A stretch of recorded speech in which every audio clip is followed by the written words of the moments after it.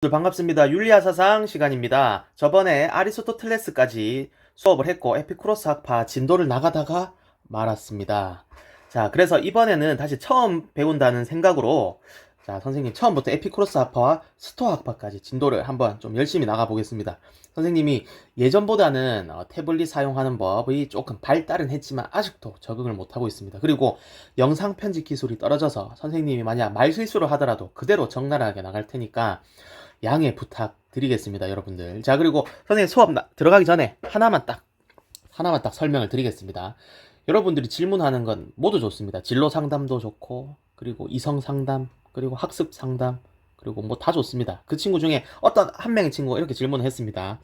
자, 아리스토텔레스 공동체주의자라고 하는데, 공동체주의자 왜 공동체주의자인가요? 이렇게 묻더라고요. 근데 선생님 그때는 어떻게 학교에서 답을 했었냐면 교무실에서 중용의 덕은 한 극단에 치우치지 않는 어떠한 한 극단에 치우치지 않는 적절한 감정과 행동의 상태이다. 그리고 이러한 중용은 주관적인 것이 아니고 객관적이고 사회 속에서 구체적으로 형성이 되는 거다라고 했는데 정확한 답변이 안 됐을 것 같아요. 그래서 선생님 다시 생각을 해보니까 자, 아리스토텔레스는 아직 설명을 안 한 건데 이거는 나중에 설명을 할 거예요. 왜냐면 정치 파트 가서 있는 거거든요. 생활과 윤리에서도 있고.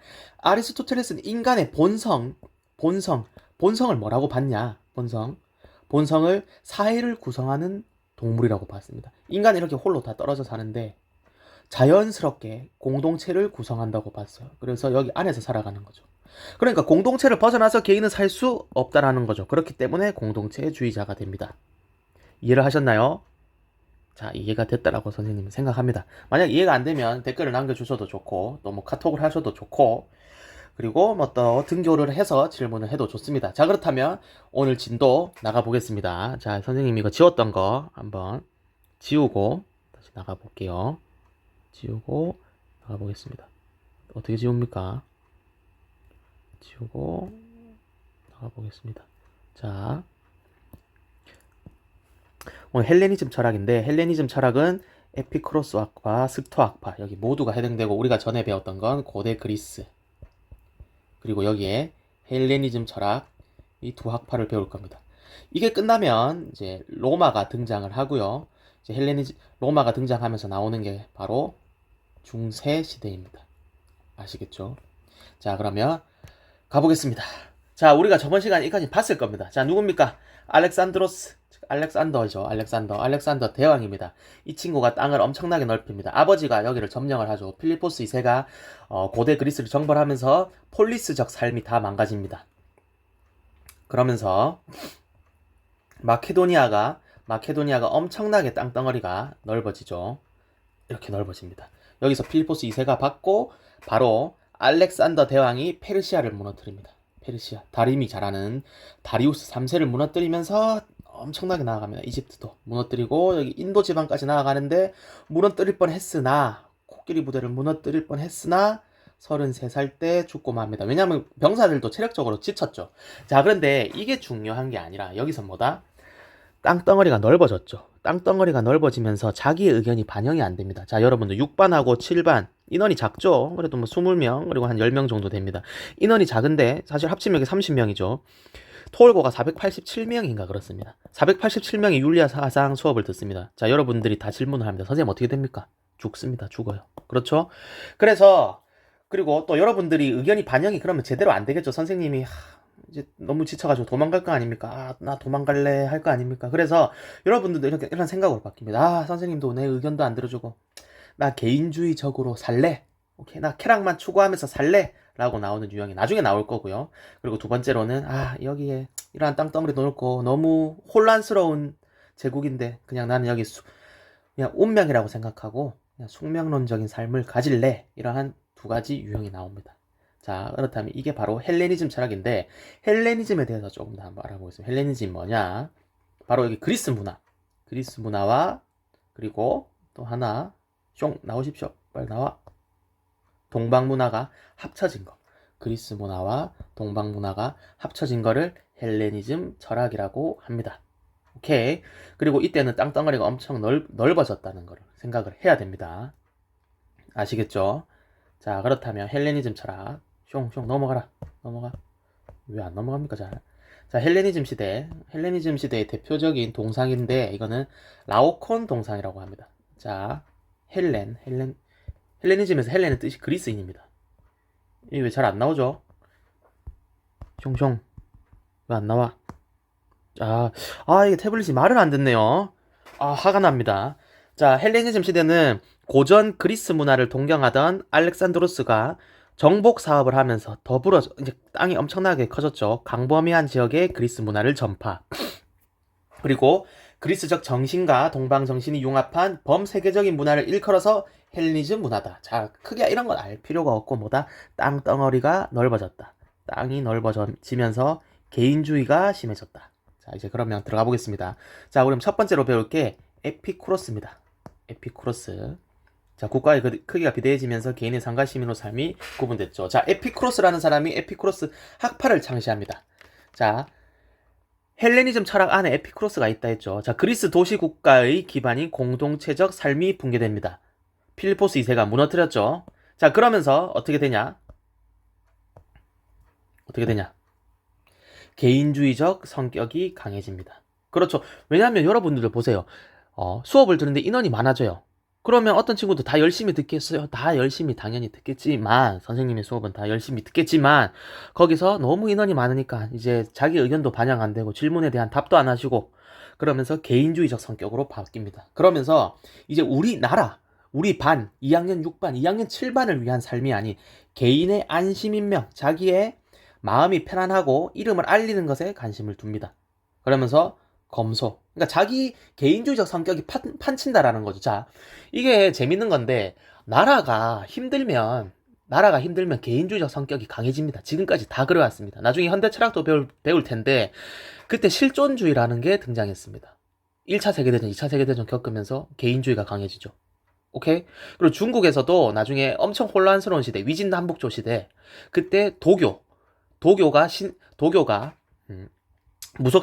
무속신앙하고 더불어지면서 오두미교도 나오고 현학도 나오고 오케이 7마리 현명한 자 중림칠연도 나옵니다. 그러면서 개인주의적 성격이 강해지죠. 나라가 힘들면 개인주의가 심해집니다. 자, 우리나라 산업화 때 공동체주의 강했죠. 2002년 월드컵 때 다들 빨간 옷만 입고 다녔어요. 여러분들은 안 태어났겠죠. 슬픈데. 자, 그러면서 더불어서 지금 현재 보십시오. 개인주의가 다 강해졌죠. 혼밥이라는 말이 유명하지 않습니까? 그래서 지금도 이 헬레니즘 철학세 때도 개인주의적 성격이 강해졌다. 개인의 안심인명을 추구하려고 했다. 그래서 그리스 인간이란 무엇인가? 나는 어떻게 마음의 평정을 얻을까에 관심을 뒀다라는 게 헬레니즘 철학입니다. 알겠죠? 그래서 사회적 의무에 대해서 엄청 무관심하죠. 그런데 나중에 배울 스토아 학파는 이 사회적인 의무에 대해서 무관심하지 않습니다. 자, 그렇다면 헬레니즘 철학, 이제 에피쿠로스 본격적으로 한번 가보겠습니다. 이게 헬레니즘의 철학의 특징이고요. 자, 가보겠습니다. 이제 에피쿠로스는 쾌락주의입니다. 키레네 학파도 쾌락주의인데 이 친구들은 육체적인 쾌락도 추구했고 정신적인 쾌락도 추구했어요. 자, 육체적인 쾌락도 추구했으니까 성욕도 추구했고 식욕도 추구했고 오만 쾌락을 다 추구했죠. 오만방자한 동물과 같은 쾌락이죠. 이러한 쾌락 교과서에 실릴 수 있을까요? 없을까요? 없겠죠. 그래서 키레네 학파는 에피쿠로스 학파에 영향을 줬습니다. 근데 이 친구를 배우지는 않습니다. 우리가 배울 친구는 에피쿠로스 학파죠. 아주 건전한 사상을 배우겠죠. 그러면 에피쿠로스 학파는 뭐냐? 자, 뭐냐? 숑, 나와야지. 나와라. 자, 쾌락은 선이고 고통은 악이다. 인간의 기본 관점입니다. 쾌락은 선이고 고통은 악이다. 맞죠? 당연한 거 아니겠습니까? 여러분 언제 행복합니까? 공부할 때 행복합니까? 선생님은 공부할 때 행복하죠. 사실 장난입니다. 선생님은 공부할 때 행복할 수는 있죠. 오케이? 왜냐 공부할 때 쾌락이 증진이 되니까. 근데 여러분들 어때요? 여러분들 다르게 게임할 때 쾌락을 얻죠. 오케이? 공부할 때 고통이죠. 이게 당연한 거 아니에요. 근데 진짜 이거 맞는 것 같아요. 이거 에피쿠로스. 여러분들 롤 하는 이유가 뭡니까? 쾌락이 증대되니까. 오케이? 인간을 이렇게 봤다는 거예요. 자, 그래서 우리 에피쿠로스에서는 이 인간이 어떠한 경지로 나아가야 되냐? 아까 이전에 보셨죠? 이전에. 자, 우리는 개인의 안심인명을 추구했다라고 했습니다. 그렇기 때문에 왜 안 넘어갑니까? 왜 안 넘어가요? 넘어가라. 자, 개인의 안심인명.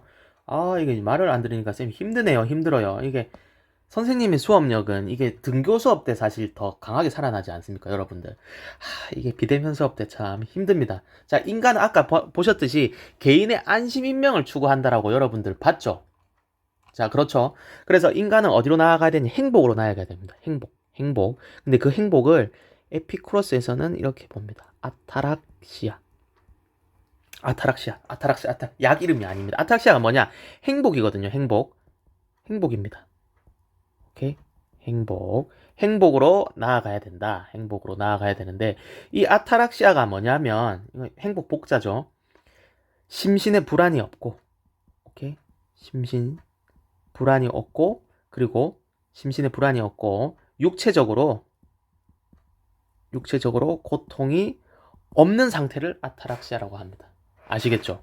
자, 그렇다면 이걸 어떻게 나아가야 되느냐? 이게 관심을 가지는 거예요, 여러분들. 자, 어떻게 가져가야 되냐? 금욕적 쾌락주의.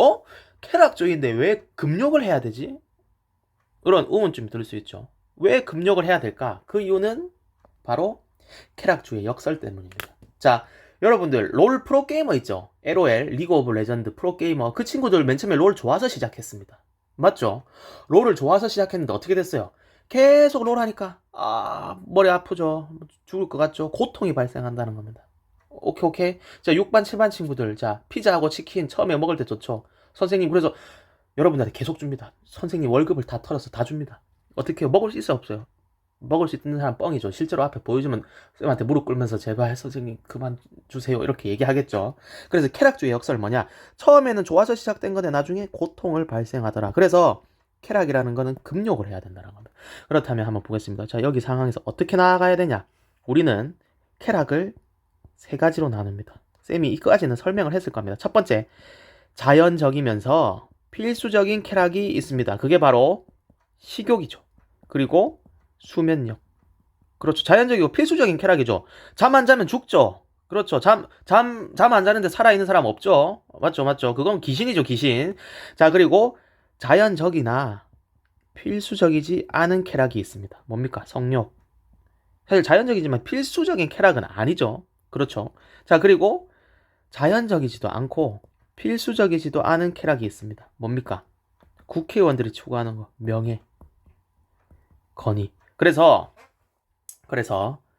자, 이 친구들이 강조하는 게 뭐냐면 자, 쾌락은 금욕적 쾌락이죠. 쾌락을 최대한 금욕해야 된다는 겁니다. 그래서 자연적이고 필수적인 이러한 욕구들을 그러니까 다시 오케이. 자, 쾌락 자연적이고 필수적인 욕구를 충족을 하면서 이러한 나머지 욕구들을 추구하면 안 된다라고 보았습니다. 그런데 재밌는 거는 이 자연적이고 필수적인 욕구도 최소한으로만 추구해야 된다고 봤습니다.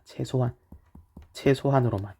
아시겠죠? 그래서 자연적이고 필수적인 욕구만을 이렇게 충족하고 나머지 쾌락은 도외시하자. 그렇다면 우리는 아타락시아로 나아갈 수 있다.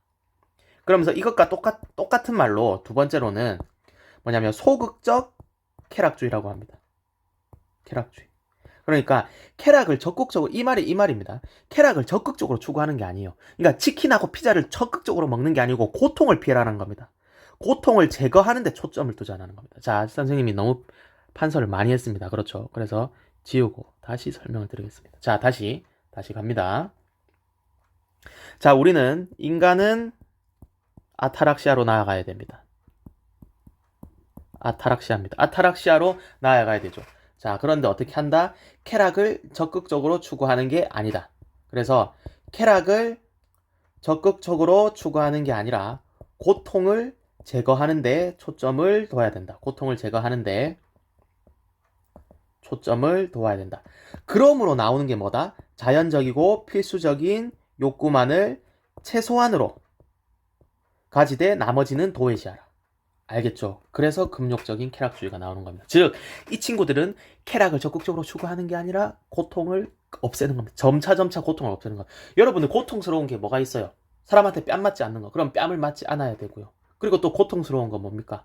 여러분한테 또 고통스러운 거. 그럼 공부를 하면 안 돼. 자, 하여튼 고통을 제거해야 된다는 겁니다. 알겠죠? 자, 그래서 아까 선생님이 얘기했듯이 에피쿠로스는 은둔주의입니다. 32살의 나이 때 에피쿠로스가 아테네의 정원이라는 것을 설립을 하고 철학 공동체를 운영하는데, 자, 여기 보세요. 하루에 음식을 장만하는데 1문화의 돈만 쓰고, 아주 소량의 돈만 쓰고, 포도주의 4분의 1리터, 그리고 대부분을 물만 마시는데 생활을 즐긴다. 뜻만 같다면 노예나 여자, 심지어 매춘부도 공동체 일원으로 받아들인다. 자, 그러니까 이 친구들은 이게 얘기하는 게 뭐다? 최소한의 욕구, 최소한의 쾌락만을 추구한다라는 거죠. 그게 포인트입니다. 알겠죠? 에피쿠로스는 어렵지가 않아요. 아시겠습니까? 자, 좀 여러분들 이해했죠? 자, 그러면 다시 정리. 자, 에피쿠로스는 아타락시아, 우리 개인의 안식 인명을 추구한다라는 게 헬레니즘의 공통점이죠. 아타락시아로 나아가야 되는데 나아가기 위해서는 쾌락을 적극적으로 추구하는 게 아니고 고통을 회피하라. 여기서 나오는 게 뭐다? 자연적이고 필수적인 쾌락만을 최소한으로 추구하고 나머지는 도외시한다. 오케이? 자, 그리고 여기서 보십시오. 자, 지워서 또 은둔주의라고 했죠. 은둔주의라고 합니다. 왜 은둔주의냐? 여러분들, 친구가 많다. 즉, 여러분들은 모르겠지만 직장에 오면 사회적 어려운 게 뭐냐면 사회생활이 참 어렵다 합니다. 왜 사회생활이 어렵다고요? 인간관계 때문에. 그래서 인간관계는 고통입니다. 그래서 에피쿠로스는 최소한의 우정만을 추구하라 합니다. 최소한의 우정이 있긴 있어야 된다는 거죠. 그러니까 한두 명의 친구만 있으면 된다고 봅니다. 그래서 은둔주의입니다. 오케이? 그래서 에피쿠로스는 아타락시아로 나아가기 위해서 첫 번째로 자연적이고 필수적인 욕구를 최소한으로 추구하고, 그래서 소극적 쾌락주의라고 하고 고통을 제거하는 데 초점을 맞춰야 되니까, 그리고 최소한의 우정을 추구합니다. 즉 은둔주의이기 때문에 사회적인 의무를 다하지 않는 거죠. 자기의 쾌락에만 관심이 있습니다. 그런데 그러한 쾌락은 뭐다? 더 중요한 것은 육체적인 쾌락이 아니라 정신적인 쾌락이다. 자, 이해를 하셨죠? 자, 그렇다면 에피쿠로스의 세계관을 보겠습니다. 우리 율리아 사상은 세계관을 봐야 된다고 했죠. 자, 세계관을 한번 보겠습니다. 자, 에피쿠로스의 유물론입니다. 에피쿠로스는 유물론. 왜? 감각적 경험을 중요시하죠. 모든 세계는 원자로 구성되어 있다고 합니다. 원자는 뭡니까? 쪼갤래야 더 이상 쪼갤 수 없는 단위. 실제로 맞죠. 실제로 모든 세계는 원자로 구성이 되어 있었는데, 자, 우주라는 것은 원자로 구성이 되어 있었습니다. 근데 낙하 운동 속에서 우연히 궤도를 벗어나면서 주변 원자와 충돌을 합니다. 우연히. 그 충돌로 여러 개의 덩어리가 되어서 사물을 구성했다는 거죠. 자, 에피쿠로스의 한번 세계관을 보겠습니다. 자, 만약 어떤 존재가 있다면 그것은 만약 물질일 것이다. 그렇죠. 우리 인간이나 신도 물질일 거고. 그리고 만약 신이 있다라고 한다면 이거는 누군가가 신을 만들어주지 않았겠어요? 맞죠? 그렇게 보는 겁니다. 그래서 필연적으로 정해진 건 없다. 어떤 우연에 의해서 생기는 겁니다. 그래서 목적도 없다, 신도 없다. 오케이? 그래서 인간은 자신의 운명을 스스로 열어야 된다. 자, 정리를 해보겠습니다. 자, 에피쿠로스는 유물론입니다. 자, 에피쿠로스는 쾌락을 중요시하죠. 쾌락을 중요시한다라는 것은 감각적 경험을 중요시한다라는 겁니다. 감각. 이러한 감각에서 쾌락이 도출되기 때문이죠. 오케이? 그리고 고통도 나오고요. 오케이. 그렇죠. 그래서 이 세계는 원자로 이렇게 다 구성이 되어 있었어요. 쪼갤 수 없는. 근데 이러한 원자가 갑자기 진공 운동을 하는데 원자가 하나가 우연히 톡 빠진 거예요. 그러면서 이러한 낙하 운동에 의해서 올랐다가 내렸다가 해서 여기서 이게 물질이 되었다라는 겁니다. 아시겠죠? 중요한 거는 아닙니다. 그래서 중요한 건 뭐다? 유물론이고, 이러한 물질로부터 신이 없다라는 게 도출이 되는데 그거는 그 다음 PPT에서 알아보겠습니다. 자, 중요한 건 이겁니다. 이거를 배워놓으면 생활과 윤리를 또 풀 수 있습니다. 여러분들 정말 잘한 선택, 진짜로. 선생님 지금 3학년 생활과 윤리를 가르치고 있는데 윤리 단어 어려워합니다. 그렇지만 여러분들 나중에 3학년이 됐어요. 공짜로 습득을 할 수가 있습니다. 진짜 잘한 겁니다. 3학년 가서 생활과 윤리 꼭 선택하시고, 자, 한번 보겠습니다. 감각적인 경험으로부터 쾌락하고 고통이 나왔다고 했죠. 자, 그러면 감각을 느끼려면, 자, 죽음에 대해서 얘기를 하는데, 인간이 살아있다면 죽음을 경험할 수 없죠. 왜? 죽고 나면 감각하고 경험을 할 수 없으니까 감각을 못 느끼죠. 그러니까 죽음을 경험할 수 없다는 겁니다. 근데 만약 죽었다. 그럼 죽으면 죽음을 느낄 수가 없죠. 왜? 또 감각하고 경험이 없으니까. 그러니까 뭐다? 죽음을 두려움의 대상으로 보지 않는다라는 거죠. 아시겠죠? 인간이 살아있다면 감각과 경험이 없기 때문에 인간이 살아있다면 죽음을 경험할 수 없고, 왜? 감각과 경험이 지금 없는 상태이기 때문에. 그렇죠. 또 죽었다면 죽음을 느낄 수가 없죠. 왜? 감각과 경험이 없기 때문에. 오케이? 이거 하나 체크해 두시고, 자, 다음. 자, 신이 없다라는 논리를 한번 봅시다.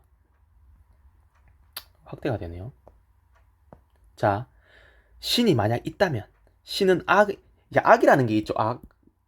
귀엽네요. 자, 악이라는 게 있습니다. 갑자기 볼따구가 귀여워서. 자, 신은 악을 막을 의지는 있지만 만약 악이라는 게 있는데 왜 있냐? 아니, 신이 있다면 악이라는 게 없어야 되지 않냐? 그래서 이렇게 하죠. 신은 악을 막을 의지는 있지만 능력이 없는 것인가? 그렇다면 그는 전능하지 않은, 그럼 바본 거다. 왜? 악이 있는데 신이 전지전능한 하나님이라고 안 합니까? 그럼 악을 막아야 되는데 못 막았으니까 전능하지 않은 것이다. 오케이? 자, 악을 막을 능력은 있는데 의지가 없는 것인가? 그렇다면 게으른 것이죠. 쓰레기죠. 그렇다면 그는 악한 것이다. 그렇죠. 자, 악을 막을 능력도 있고 의사도 있는 것인가? 있긴 있는가? 그럼 만약 전지전능하고, 오케이, 전지전능하다고 치자. 근데 악이 있다. 그렇다면 왜 전지전능한데 악을 막을 능력이 있죠, 당연히. 근데 그러면 전지전능하니까 악을 막을 의사도 있는 것이죠. 근데 왜 이 세상에 악은 어디에 기인하는가? 왜 기인하는가? 그렇다면 이 세상에 악은, 아니 그 전지전능하다며 그럼 악을 없애줘야지. 그 왜 의지도 없어? 쓰레기네. 그럼 어디 악은 왜 생겨난 거냐? 이렇게 묻는 거죠. 악을 막을 능력도 의지도 없는데 그렇다면 왜 그를 신이라 불러야 되는가? 즉 신은 없다. 오케이? 오케이. 자, 그래서 이게 왜 나오는 거냐면, 자, 지우고, 자, 마지막으로 에피쿠로스를 정리를 하겠습니다. 자, 에피쿠로스는, 자, 다시 선생님이 칠판이 없으니까 여기서 적겠습니다. 행복으로 나아가야 됩니다. 행복은 뭐라 했죠? 아타락시아라고 했습니다. 아타락시아는 정신적인 불안이 없고 육체적으로 고통이 없는 상태를 아타락시아라고 합니다. 알겠죠? 그러기 위해서는 이 행복이라는 것은 쾌락이죠. 쾌락을 증진하기 위해서는 쾌락을 적극적으로 추구하는 게 아니라 고통을 회피해야 된다는 점. 그렇죠? 그리고 이게 똑같은 말로 자연적이고 필수적인 쾌락만을 소량으로 충족하고 나머지는 추구하면 안 된다라는 겁니다. 그렇죠? 그리고 최소한의 우정만을 나눠야 되죠. 쌤이 지금 정리를 해주는 겁니다. 최소한의 우정. 오케이? 그리고 세 번째, 신, 죽음, 이러한 사상에 대해서 정신적으로 회피라는 겁니다. 신하고 죽음은 없으니까 이 죽음에 대해서 불안감을 갖지 말래요. 왜? 행복이란 의미가 뭐라 했다? 육체적으로 고통이 없고 정신적으로 불안이 없는 상태. 그러니까 이러한 쓸데없는 거에 관심을 갖지 마라 라고 하는 겁니다. 그렇다면 우리는 행복해질 수 있다. 선생님 얘기했죠. 헬레니즘, 이 알렉산드로스 때는 엄청나게 땅덩어리가 넓어졌기 때문에 개인의 행복 추구에 관심을 가졌다고요. 그게 바로 에피쿠로스입니다. 세계를 이렇게 설명을 한 겁니다. 에피쿠로스는. 이해를 했죠. 우리가 왜 철학을 배워야 되는지 알겠죠. 이 세계를 설명하는 겁니다. 이 세계는 지금 너무나 고통스럽기 때문에 개인주의적인 철학이 발달을 했다라는 거죠. 오케이, 여러분들은 지금 우리나라를 어떤 세계로 바라보는지 각자의 또 철학이 나중에 생겨나겠죠. 지금 우리 에피쿠로스를 배우는 거는 지금 우리 시대 때 과거에 저러한 철학이 발달했다는 건 저 시대가 현재 힘들었구나. 에피쿠로스를 통해 알 수 있다라는 거죠. 이런 철학만 배우면 대충 돌아가는 점은 알 수가 있죠. 구체적인 거는 역사를 배워야 되겠지만, 자, 우리는 이제 그 다음 뭘 배울 거냐? 스토아 학파를 배울 겁니다. 선생님이 얘기했죠. 에피쿠로스는 쾌락을 추구했다고 했죠. 그다음 스토아 학파는 이성주의적 철학입니다. 자, 글래디에이터라는 영화고요. 글래디에이터는 영화고, 자, 아우렐리우스라는 오현제 중에 하나의 항제가 있습니다. 이 항제도 명상록이라는 책을 쓰는데 스토아 학파를 믿었다고 합니다. 자, 그렇다면 스토아 학파에 대해서 배워보겠습니다. 스토아 학파의 대표적인 사람으로는 세네카라는 사람이 있습니다. 나중에 네로 때문에 죽어버리죠. 자, 스토아의 뜻이 뭐냐? 스토아는 주랑이라는 뜻입니다. 주랑이 뭐냐? 여기 사진 나오네요. 긴 주랑. 즉 이렇게 주랑이 있다는 거는 누구나 이렇게 자유롭게 오고 들어오고 할 수가 있죠. 그러니까 누구나 들어와라. 여기서 평등이라는 것을 내포를 하고 있습니다. 즉 스토아 학파는 평등주의 철학이고 누구나 다 이성을 가지고 있기 때문에 누구나 와서 다 같이 토론을 하자 라고 했던 철학입니다. 자, 그럼 한번 다시 이제 구체적으로 들어가기 전에 배경을 한번 보겠습니다. 자, 우리가 고대 그리스는 여기였죠. 이러했던 삶이 헬레니즘으로 인해서 알렉산드로스로 인해서 땅이 엄청나게 넓어졌습니다. 사실 바다가 이 하나밖에 없는 줄 알았어요. 근데 사해평등주의는 뭐냐? 바다가 4개, 땅덩어리가 3개를 지배했죠. 그러면서 이제 바다가 4개인 거를 알게 되는 겁니다. 알겠죠? 그래서 사회 평등주의라고 부르게 됩니다. 자, 그렇다면 이거는 배경이고 중요한 건 우리 인간이 또 에피쿠로스와 마찬가지로 마음의 개인의 안심인명을 어떻게 추구하느냐 그것에 대해서 한번 살펴보도록 하겠습니다. 자, 이게 스토아 학파입니다. 스토아 학파. 여기 스토아 적어 놓겠습니다. 우리 인간이 마음의 평정을 얻어야 됩니다. 자, 그렇다면 우리는 이걸 어떻게 추구하느냐? 또 이게 중요하죠. 어떻게 추구하느냐? 자, 우리 에피쿠로스는 최고의 행복 상태를 아타락시아라고 했습니다. 스토아과는 아파테이아라고 합니다. 아파테이아. 간단하게 아파테이아가 뭐냐? 부동심이 없는 상태. 부동심이 뭐냐? 부동심이 없다. 정념이 없는 상태를 말합니다. 정념이 감정이 없다라는 거예요. 사이코패스 아니야? 뭐 하여튼 그 정도는 아니지만 정념이 없는 상태를 아파테이아라고 합니다. 오케이. 그렇죠. 여러분들 공부할 때 어떻게 해야 돼요? 정념이 휘둘리면 안 되죠. 계속 공부하면 어때요? 마음이 아프죠. 그래서 아파테이아에 도달을 해야 되는 거죠. 그럼 아파테이아가 뭐냐? 일단 간단하게 보도록 하겠습니다. 이 로고스는 나중에 설명을 드릴게요. 자, 아파테이아에 도달하기 위해서는 선생님의 삶을 한번 보여드리겠습니다. 선생님 삶. 감정이 없어야 돼요. 오케이? 감정이 없어야 된다. 일체의 감정이 없어야 돼요. 일체의 감정. 자, 일체의 감정이 없기 위해서는 금욕을 해야 됩니다. 금욕. 자, 어떻게 금욕했느냐? 선생님의 삶을 보여드릴게요. 자, 이건 일단 통과. 자, 선생님이 이제 교사시험이라고 하죠. 교사시험. 임용시험. 임용시험을 위해서 선생님도 정념이 없는 상태를 살았습니다.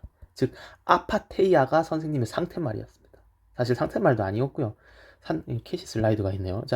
자, 선생님 명이 어떤 친구였냐. 이게, 자, 보겠습니다. 이게 선생님. 에식스. 윤리입니다. 이게 뜻이 윤리. 선생님의 공부 상태를 이런 식으로도 한번 했었던 적이 있습니다. 3월 3일, 2016년 3월 3일엔 8시간 3분을 공부를 했었네요. 자, 선생님 이걸 보여주는 이유는 뭐다? 정념에 휘둘리면 안 돼요. 여러분들도 항상 공부를 할 때 정념에 휘둘리면 안 돼요. 공부할 사람은 공부만 해야 돼요. 그렇죠? 공부만. 무조건 8시간은 넘겨야겠다. 이성적으로. 그래야지 1년 레이스를 해서 나중에 임용에 붙겠다. 라고 생각을 하는 거예요. 정념에 휘둘리면 여러분만 손해입니다. 자, 그럼 계속 그 다음 페이지. 계속 보이죠? 월요일에 8시 38분. 그 다음 화요일 10시간 15분 공부하고, 수요일 11시간 13분, 목요일 8시간 3분. 정념이 없어요. 이 친구는 있는데, 이 쌤 친구인데, 이 친구는 이길 수 없었습니다. 자, 그래서 선생님 이렇게 공부를 했습니다. 윤리. 오리, 이거 고라파덕 같은 거죠. 29분도 37초. 이런 식으로 선생님 항상 공부를 했다는 거. 오케이. 이 다음 페이지 왜 안 넘어갑니까? 허허. 다음 페이지 넘어가라. 여러분들 여기 다음 페이지로 넘어가지가 않네요.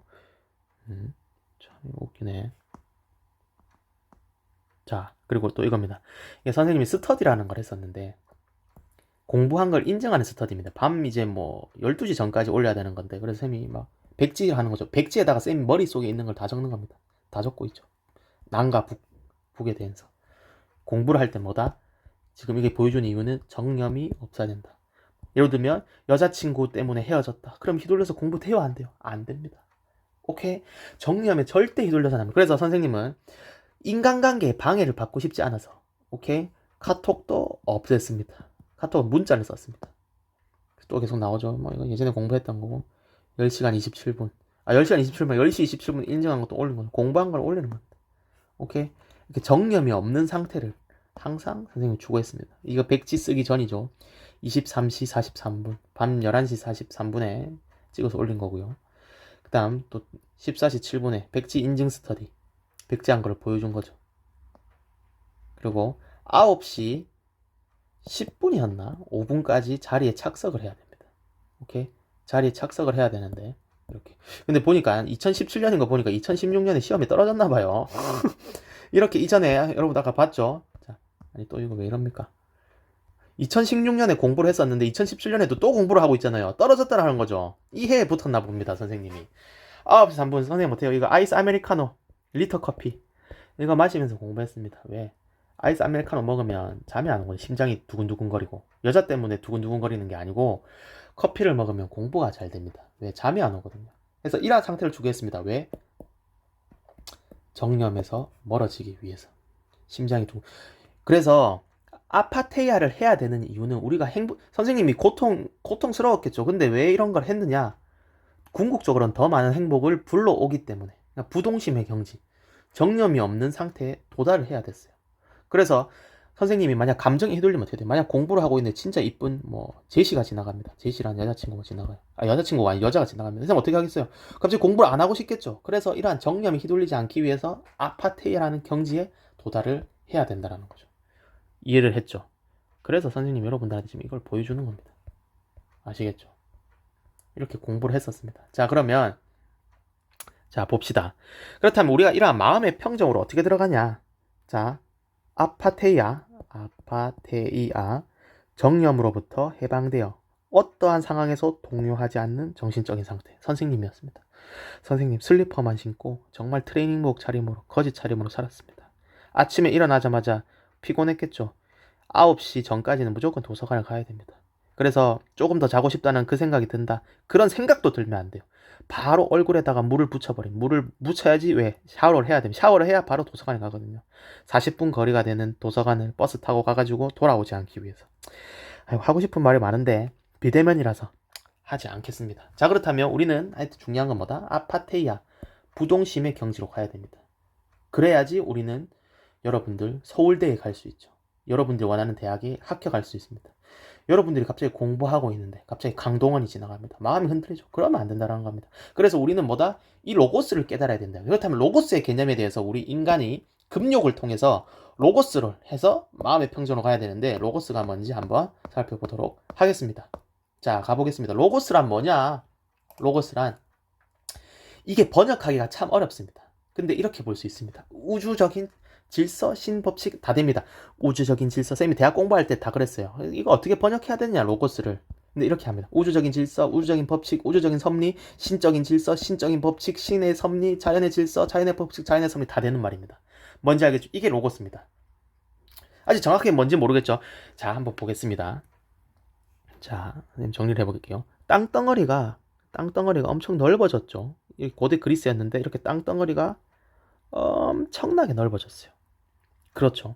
땅덩어리가 넓어지면서 아까 얘기했죠.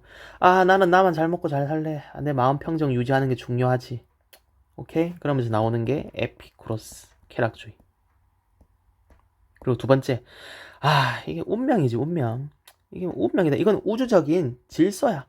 내가 노예로 태어난 것도 우주적인 질서고, 내가 이렇게 가난하게 태어난 것도 이 우주적인 질서, 신의 법칙이고 자연의 섭리야. 그냥 여기에 순응할래. 이게 바로 스토아항파입니다. 그러니까 감정을 가져봤자 필요가 없는 거죠. 그래서 더 행복해지기 위해서 이거에 대해서 분노 차면 어떻게 돼요? 이렇게 땅덩어리가 큰데 혁명을 일으킬 수 있겠습니까? 이게 불가능하다고 보는 거죠. 왜? 나라의 힘이 엄청나게 크잖아요. 그래서 세니까 순응하는 겁니다. 일체의 감정이 없고 그냥 우주적인 질서, 우주적인 법칙에 순응하는 상태. 이게 로고스입니다. 그래서 우리는 이거를 인식을 할 수 있다고 봅니다. 왜? 이성이 있기 때문에. 이성. 감정적으로 생각하는 게 아니라 이성적으로 생각하는 거. 이성을 통해서 우주적인 질서를 이해할 수 있죠. 예를 들면 우리는 실제로 이해하지 않습니까? 자, 지구가 태양의 주위를 365일 1년 동안 정확하게 돌지 않습니까? 그게 우주적인 질서고 신의 법칙이고 자연의 섭리죠. 이성이 있기 때문에 우리는 이걸 인식할 수 있는 거죠. 그렇죠. 그리고 봄, 여름, 가을, 겨울, 대한민국은 그렇죠. 이게 이렇게 가는 걸 우리가 어떻게 할 수 있습니까? 자연의 섭리인 걸. 이성이 있기 때문에 가능한 거죠. 100 더하기 200 300이죠. 이걸 어떻게 할 수 있습니까? 이성이 있기 때문에. 그래서 우리 인간이 이성이 있다고 봅니다. 그리고 우주 만물에는 모두 신이 있다고 봅니다.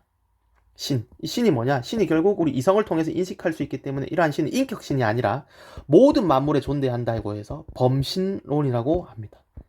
범신론. 오케이, 자, 우리가 선생님이 정리한 거를 한 번만 지워보겠습니다. 너무 더럽기 때문에. 그래서 다시 정리를 하면 땅덩어리가 이렇게 넓어진 거는 이건 신의 질서이다. 신의 법칙이다. 자연의 섭리이다. 오케이. 자, 그래서 우리는 그냥 이성이 있기 때문에 이거에 대해서 순응해야 된다. 일체의 감정도 가질 필요가 없다. 그거는 오히려 우리의 행복, 아파테이아로 나가는 데 있어서 우리를 방해하는 거다. 아파테이아는 부동심의 상태, 정념이 없다는 거죠. 정념이 없는 거에 방해가 된다. 근데 여기 이러한 신은 뭐다? 진짜 중요한 거. 인격신이 아닙니다. 범신론. 모든 만물에 신이 들어있다는 거예요. 우주적인 모든 만물에. 진짜로 들어가 있죠. 예를 들면 식물에도 신이 들어가 있죠. 뭔 개소리예요, 선생님. 이렇게 할 수 있죠. 자, 씨앗이 있고 또 물을 주고 태양이 있고 어느 정도 바람이 불면 식물로 자라죠. 그렇죠. 그렇게 왜 자라겠어요? 모든 만물에 신이 있기 때문에, 자연의 섭리가 있기 때문에 이렇게 자라나는 겁니다. 오케이, 오케이? 모두가 그렇다는 거예요. 풀도 점점점 자라죠. 나무도 자라죠. 왜? 신의 법칙이기 때문에. 모든 만물에는 신이 있기 때문에, 신이 부여해준 법칙이 있다는 겁니다. 오케이? 그래서 이런 게 나오는 겁니다. 인간이 이성적이어서 합리적으로 행동할 수 있듯이 자연 세계 안에서도 이성이 있기에 합리적으로 행동할 수 있다. 선생님이 왜 계속 그 커피를 먹고 아침에 그렇게 일어나가지고 공부를 했겠습니까? 인간이 이성이 있기 때문에 지금은 고통스럽지만 나중에 교사 시험을 붙고 나면 행복이 올 거라는 걸 알기 때문에 선생님이 그렇게 고통적으로 사는 거죠. 힘들게 사는 거죠. 자연 세계 안에서도 이성이 있다라는 겁니다. 그래서 우리는 모든 사람이 이성이 있기 때문에 뭐가 나오냐? 만민평등 사상이 나오는 겁니다. 오케이. 나중에 프린트 보고 또 같이 설명하겠습니다. 자, 스토아의 그래서 승명론. 아까 얘기했죠. 땅덩어리가 넓어지니까 뭐다? 운명으로 받아들여야 된다. 즉 로고스, 우주적인 섭리, 신의 법칙, 자연의 법칙에 따라 일어나는 일은 결코 나쁜 일일 수 없다. 마르쿠스 아우렐리우스가 얘기한 겁니다. 항제가 얘기한 겁니다. 이 항제는 이걸 왜 믿었겠어요? 내가 항제가 된 거는 다 이 신의 섭리다. 너가 노예가 된 것도 이 자연적 섭리다. 그래서 이 항제는 수토학파를 믿기 좋겠죠. 그렇다면 인간은 어떻게 해야 돼요? 내가 노예이니까 이 노예를 부정해야 되겠어요. 그러면 고통이 발생하죠. 내가 노예인 거는 신의 섭리이다. 받아들여야 된다는 거죠. 오케이? 오케이. 그래서 이 노예의 의무에 충실해야 되죠. 오케이? 내가 기사로 태어난 것도 칼이죠, 칼. 기사로 태어난 것도 뭐다? 운명이다. 그래서 이거의 의무, 사회적 의무와 본분을 다해야 된다. 에피쿠로스 학파라는 건 다르죠. 에피쿠로스 학파는 운명에 순응하지 않았죠. 운명과 반대였죠. 이해하나요? 운명을 적극적으로 나가야 된다는 게 에피쿠로스였죠. 근데 스토학파는 이 운명에 순응해야 된다는 거고, 또 중요한 거는 뭐냐면, 선생님이 얘기했지만, 자, 우리가 노예인 거는 뭐다? 신의 섭리이다. 그렇기 때문에 사회적인 의무를 다해야 된다고 봤죠. 에피쿠로스는 어떻게 해야 된다 했어요? 사회적인 의무는 사회생활이죠. 사회생활. 이거는 뭡니까? 인간관계죠. 인간관계에 대해서 멀어져야 되죠. 그렇죠. 그래서 인간관계에 대해서 회피해야 됩니다. 근데 스토학파는 사회적인 의무를 다해야 된다는 게 차이점이 있습니다. 그래서 에피토투스가 이렇게 얘기합니다. 인내하라, 금욕하라, 단념하라. 노예인데 현명한 자였다는 거죠. 왜냐면 이 유명한 일화가 있는데 이 주인이 있습니다. 주인이 에픽테토스의 팔을 부러뜨리려고 했어요. 그러니까 왜 부러뜨리려고 했냐? 에픽테토스가 좀 똑똑했대요. 그러니까 주인이 계속 팔을 뽀사트리려고 하는 겁니다. 그러니까 에픽테토스가 뭐라고 했냐? 똑똑했거든요. 에픽테토스가 주인님, 저의 팔을 계속 그렇게 돌리신다면 저의 팔은 부서질 겁니다. 뼈는 아작이 나고 말 겁니다. 그렇다면 주인님, 제가 사라진다면 이 농사를 어떻게 짓겠습니까? 제가 없이도 농사를 지을 수 있겠습니까?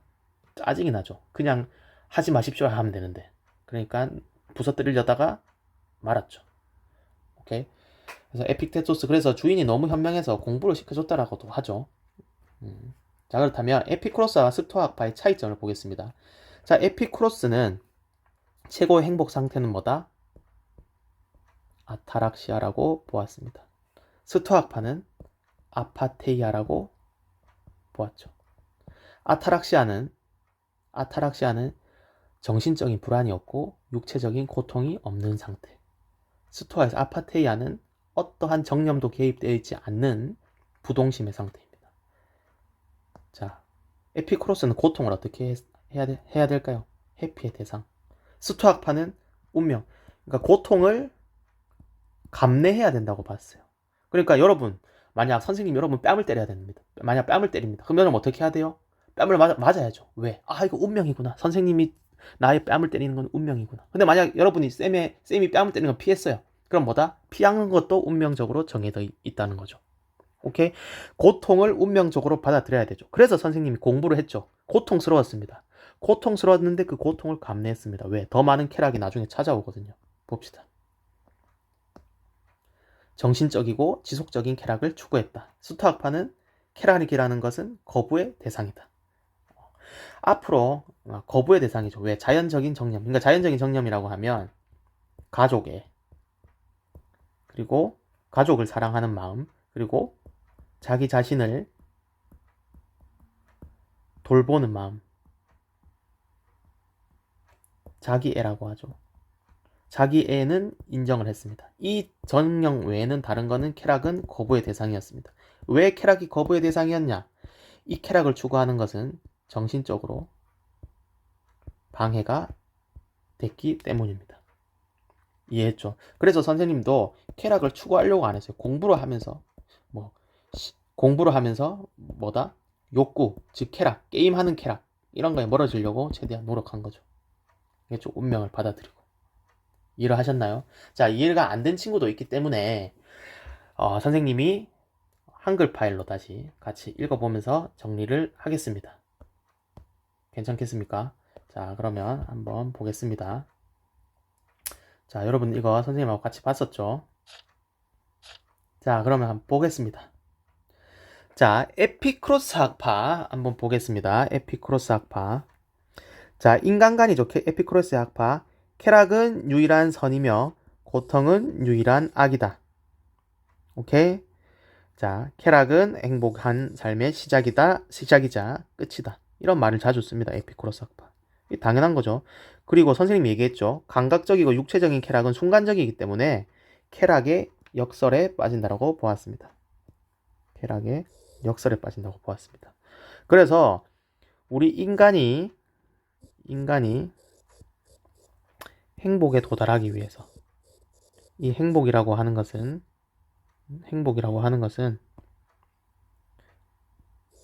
아타락시아를 얘기하고, 자, 선생님 다시 적겠습니다. 이 글자가 마음에 안 듭니다. 이 글자가 마음에 들지가 않아요. 글자가 마음에 들지가 않습니다. 선생님이 다시 적겠습니다. 자,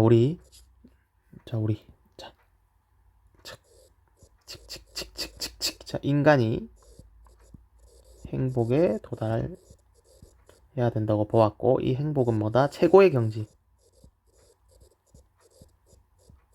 아타락시아를 얘기합니다. 그런데 이 아타락시아에 나아가기 위해서 어떻게 해야 된다? 첫 번째, 고통을 제거함으로써 주어지는 쾌락을 추구한다. 그래서 자연적이고 필수적인 쾌락. 선생님이 쾌락을 3가지 종류로 나눴던 거 기억하죠? 자, 뒤에 돌려보시면 있습니다. 오케이? 그러한 것을 추구해야 된다는 겁니다. 여기 나와 있네요. 욕망을 절제하고 검소한 삶을 살아야 된다. 오케이? 욕망을 절제하고 검소한 삶을 살아야 된다.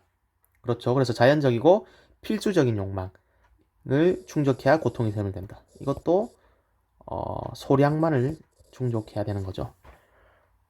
그렇죠. 그리고 정신적인 지속적인 쾌락이 영원한 쾌락이기 때문에 아타락시아의 쾌락이기 때문에 이런 쾌락을 추구해야 되고요. 그리고 두 번째, 우주나 신 등 잘못된 생각에서 벗어나야 된다. 세 번째, 공적인 삶을 멀리하고 사적인 공간에서 친구와의 우정을 나누며 정의롭게 살아야 된다. 자, 그러면 여러분들은 필기 이렇게 정리하면 되겠죠. 인간은 행복 이렇게 해놓고 도달하는 방법 1, 2, 3 정리하면 끝. 그렇죠. 쉽죠? 이렇게 글로는 이렇게 길게 적혀 있지만 이렇게 돼 있습니다.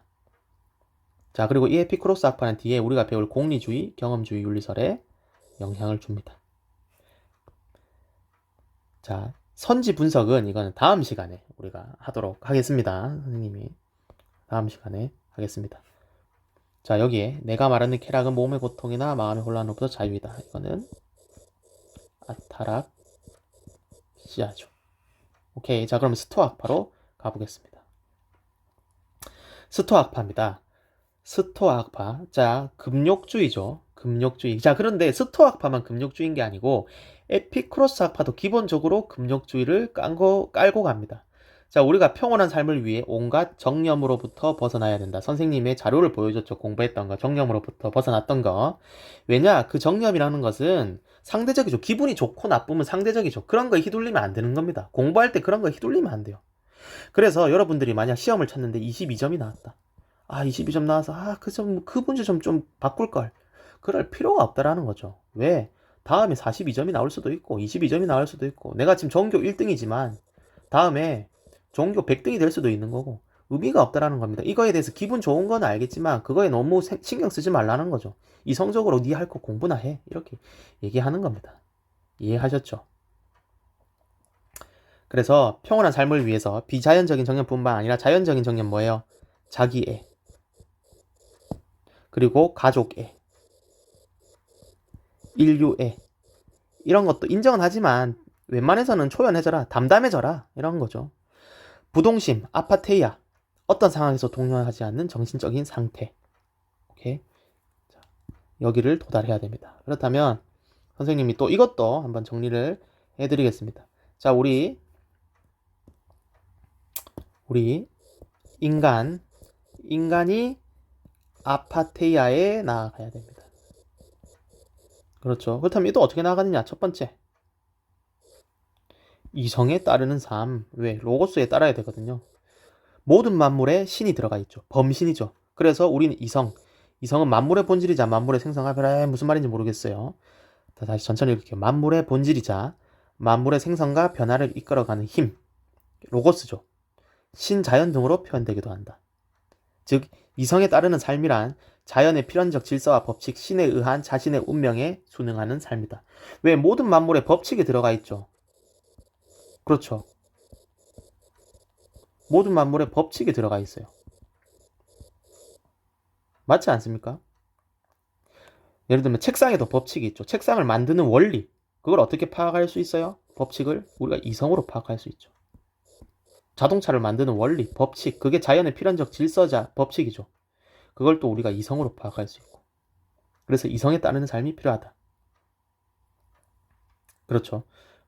그리고 두 번째로, 아까 뭐 얘기했지만, 두 번째로, 정념. 두 번째라기보다는 이렇게 이야기했습니다. 이성에 따른다라는 거는 결국 정념에 멀어져야 된다. 오케이? 오케이. 그리고 두 번째. 아까 에피쿠로스는 친구와의 최소한의 우정만 나눴죠. 근데 이 친구는 사회적인 의무, 그리고 사회의 정치에 참여를 하는 게 아파테이아에 유용하다고 봤습니다. 그러니까 사회적인 의무, 뭐다? 자기가 노예면 노예로서의 역할, 학생이면 학생으로서의 역할을 충실히 하는 거. 오케이? 내가 좋은 대학을 가기로 마음먹었으면 그러한 법칙에 충실히 따른다라는 거죠. 그래서 실제로 선생님 친구 중에 한 분, 예를 들면 그랬던 친구가 기억이 나요. 어머니가 돌아가셨는데, 오케이? 어머니가 돌아가셨었어요. 어머니가 돌아갔는데 너무 힘들었죠. 당연히 힘들었겠죠. 근데 갑자기 스토아학파를 배웠으니까 스토아학파가 떠오르다는 겁니다. 모든 만물은 정해져 있다. 죽음 또한 정해져 있다. 그래서 어머니의 슬픔에 대해서 슬퍼할 필요가 없다. 오케이? 스토아학파를 깨달았다는 거죠. 자, 하여튼 그렇고요. 자, 그리고 두 번째 자연법 사상입니다. 자연법이라는 건 뭐냐? 자연법. 우주를 지배하는 이성의 명령이자 자연 법칙을 자연법이라고 합니다. 그러한 대한 내용은 인류 전체에 대한 사랑을 내용으로 하며 세계 시민주의 사상을 지니고 있습니다. 자, 이거는 나중에 중세시대 때 자세히 배우겠습니다. 그냥 자연법 사상이라는 걸 알고만 계세요. 뒤에 영향을 줍니다. 나중에 꼭 배울 겁니다. 왜 안 배우면 선생님 이거 왜 안 배워요? 꼭 선생님한테 질문을 해주세요. 알았죠? 근데 중요한 거는 모든 사람이 이성을 지니고 있죠. 모든 사람이 이성을 지니고 있죠. 그렇죠. 그러니까 어때요? 너하고 나 다 평등하다는 거죠. 왜? 이성을 지니고 있으니까. 그래서 만민 평등 사상이 나오고, 모든 사람이 이성을 지니고 있기 때문에 이러한 자연법, 이성에 따라서 우주를 지배하는 이성의 명령이자 자연 법칙이 나올 수 있게 됩니다. 이거에 대해서는 그냥 한번 듣고 넘어가셔도 되고 뒤에 나올 거기 때문에 그때 설명을 들어도 이상이 없습니다. 아시겠죠? 자, 그렇다면 계속 자, 여기 에피크로스 학파와 스토아 학파의 현대적 의. 자, 공통점은 뭐다? 여러분들 공통점, 욕망의 절제, 금욕을 통해서 평온한 삶을 추구한다. 그리고 행복을 추구한다. 차이점은 에피쿠로스 학파는 쾌락을 추구하고 공적인 삶을 멀리했죠. 스토아 학파는 정치 참여를 추구했다라는 거. 오케이? 자, 여러분들 정리가 됐나요? 정리가 됐는지 모르겠습니다. 이해를 하셨어야 될 텐데. 자, 선생님이 마지막으로 딱 하나만 말씀을 드리겠습니다. 그래서 우리가 인간은 행복으로 나아가야 되는데 이 행복을 추구하는 방법이 다르다. 오케이? 에피 좋아했습니다. 여러분이 잘들 정리를 하길 바라겠고, 잘 정리할 거라고 믿습니다. 선생님이 걱정되는 건 뭐냐면, 선생님이 만약 등교 수업이었으면 계속 복습도 하면서 이끌고 가겠지만, 이제 진도상의 문제 때문에 어쩔 수 없이 비대면 수업을 해야 됩니다. 그래서 여러분들이 꼭 이 수업을 들었으면 좋겠는데, 제발 댓글에 출석만 적지 말고 꼭 강의를 봤으면 좋겠다라고 생각이 드는 게 선생님의 마음입니다. 그래야지 윤리가 재밌어요. 오케이? 이게 한번 흐름이 끊기잖아요. 한번 흐름이 끊기고 여기서 고대 그리스는 들었는데 갑자기 근대 윤리로 넘어간다. 이해가 생략이 되기 때문에 재미가 없을 수가 있다고요. 그래서 꼭 들었으면 좋겠습니다. 아시겠죠? 다음 시간에는 선지 분석하고 문제를 풀고 문제를 푸는 그런 시간을 가지도록 하겠습니다. 여러분들 고생하셨습니다. 자, 만약 궁금한 점이 질문이 있거나 하면 선생님에게 연락을 주시기 바랍니다. 선생님의 번호를